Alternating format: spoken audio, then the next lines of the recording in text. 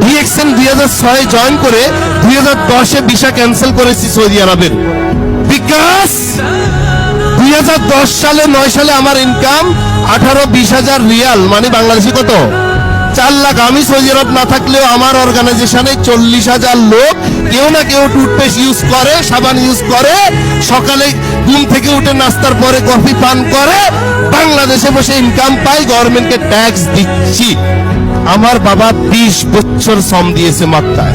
Hello, কোথায়? মক্কায়। সেই আমি যখন ছোট ছিলাম 9 বছর বয়স, আমাকে বাংলাদেশে রেখে আমার হ্যাপিনেসের জন্য, স্কুল কলেজের খরচ মিটানোর জন্য, আমার পরিবারের সুখের জন্য সৌদি আরব মক্কা এসছে 4000 কিলোমিটার দূর।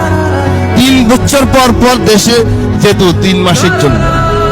20 বছর শ্রম দিয়ে সে এখন দেশের বৃদ্ধ বয়সে, তার মেশিন ইঞ্জিন যখন শেষ, সে এখন বাংলাদেশে। তার কোম্পানি, তার খবর নেই।